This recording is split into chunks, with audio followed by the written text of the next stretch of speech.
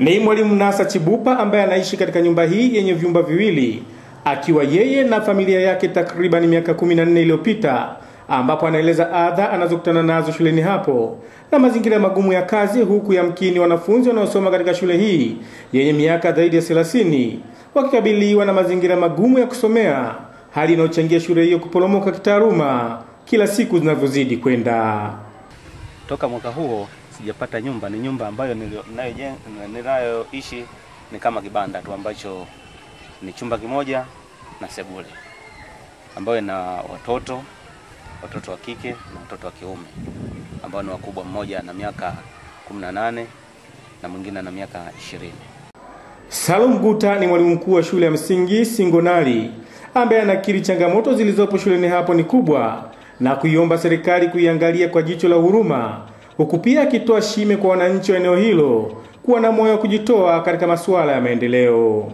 Wakati mwingine tunategemea changamoto hizo sisi kama wanajamii wenyewe, hivi tuna mwamko wa kuweza kuzitatua, kwa sababu tunaamini nguvu kazi kubwa ni sisi ya wanajamii. Kwa hiyo sisi wanajamii wakati mwingine hatuna mwamko. Hii ni miaka 10 mwalimu anaishi hapa, hivi hatuyashtuka tu. ITV nazungumza na mwenyekiti wa kijiji cha Singonali Samora Nzala na afisa mtendaji wa kata ya Rudi Musa Ngosi kuhusu hatima ya shule hiyo, ambapo wanaeleza tayari wameanza mipango ya kuhakikisha wanakarabati majengo pamoja na nyumba za walimu, huku akiwataka wakazi wa kijiji hicho kutoa ushirikiano ili kufanikisha mipango hiyo. Baada ya kuingia mimi kwenye uongozi, nimeshanunua matanuri ya matofali na sementi tunayo. Kwa hiyo hapo tuna utafiti wa kupata mafundi ili waweze kujenga nyumba za walimu 2 in 1 ambayo walishaianzisha wenzangu wakashindwa, lakini mimi nina uhakika hilo jengo linaisha muda sio mrefu.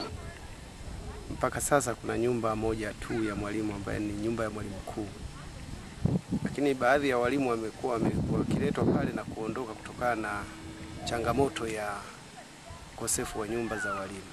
Japo huwa ukifika huwa tunatafuta utaratibu wa kuwapangisha baadhi kwenye nyumba za watu binafsi. Kutoka wilayani Mpwapwa, George Mbara, ITV.